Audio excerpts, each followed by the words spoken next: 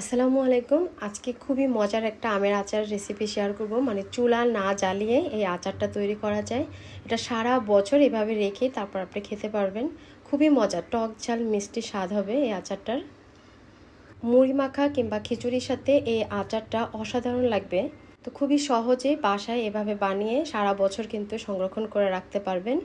আর এটা দেখতেও মানে এত সুন্দর লাগে, আর এটা খেতেও বেশ মজা আলহামদুলিল্লাহ। এর জন্য লাগবে আমার কাঁচা আম। তো আমি কাঁচা আমটা আগে ধুয়ে নিয়েছি। যতটা পারা যায় পানিটা আর কি কম লাগালে আর কি ভালো হয়। তারপর আমের খোসাটা ছাড়িয়ে আমটা আমি ছুরির সাহায্যে করে নিয়েছি। ছুরি দিয়ে করলে আর কি খুব সহজে আর কি আমটা করা যায়। মানে আলুর মতো করে কুচি কুচি করে এটা কেটে নিতে হবে। আর ছুরি দিয়ে আমগুলো আমি এভাবে করে কেটে নিয়েছি। এই আচারটা বানানো মানে খুবই সহজ, যে কেউ বানাতে পারবে এই আচারটা। তো হাত দিয়ে একটু আলগা করে দিচ্ছি। এখন একটা বড় বলের ভিতরে আমের কুচিগুলো আমি দিয়ে দিলাম। আর এখানে আমি প্রথমে 1.5 চা চামচ লবণ দিয়েছি। লবণটা দিয়ে মেখে 5 মিনিটের মতো রেখে দেব। এতে করে আমের ভিতরে প্রচণ্ড টক থাকে কাঁচা আমের মধ্যে, সেই টক ভাবটা কিন্তু চলে যাবে যখন এটার পানিটা আমি ছেঁকে ফেলে দেব। তো ফিরে আসছি 5 মিনিট পর। 5 মিনিট পরে হাত দিয়ে এটার ভিতর যে পানিটা থাকে এক্সট্রা, লবণ দেওয়ার পরে পানি বের হবে, সেই পানিটা ফেলে দেব। প্রয়োজনে সুতি কাপড় নিয়ে নেবেন, সে কাপড়ের উপরে রেখে তারপর পানিটা চিপে তারপর ফেলে দিতে হবে। তারপর আমি একটা ছড়ানো প্লেটে নিয়েছি। এখন এর ভিতরে দিয়ে দিচ্ছি চিনি। আমি 2 চা চামচ চিনি দিয়েছি। তারপরে দিয়ে দেব স্বাদ অনুযায়ী লবণ, মানে খুবই সামান্য পরিমাণে একটু লবণ দিয়েছি।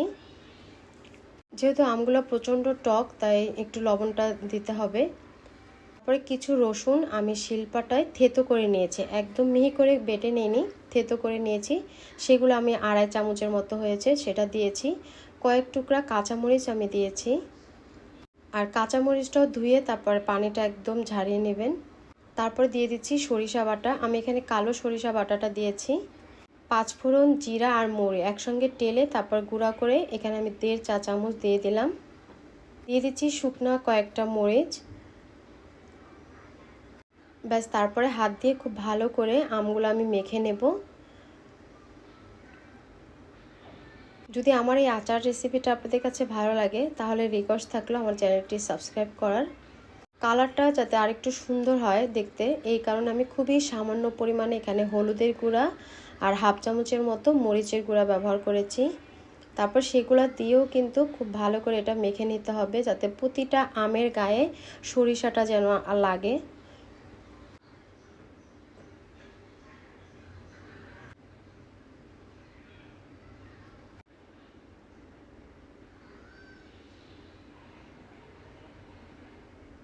আমার আমগুলো একদম মাখা হয়ে গেছে। এখন একটা কাচের বয়মের ভিতরে দিয়ে দিচ্ছি। সবগুলো আম আমি এভাবে করে দিয়ে দিলাম। তারপর আবারও কিছু আস্ত রসুন আমি এর ভিতরে দিয়ে দিছি।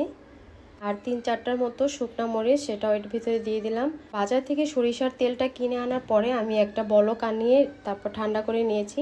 আর সেই তেলটাই আমি এর ভিতরে দিয়ে দিব।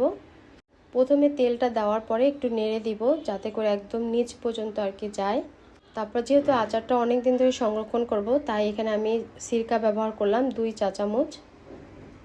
আর এটা আচার কিন্তু বানানো হয়ে গেছে। এখন এটা শুধুমাত্র রোদে দিতে হবে। যখনই দেখবেন রোদ উঠবে সাথে সাথে রোদে নিয়ে 3-4 দিনের মতো একটু রোদে ভালো করে শুকিয়ে নিলেই একদম সারা বছর এই আচারটা এভাবে রেখে তারপর খেতে পারবেন। অসম্ভব মজার এই আচার, আশা করছি আপনাদের সবার কাছেই ভালো লাগবে। তো ব্যাস, তৈরি হয়ে গেল আমার চুলায় জাল না করে আচার।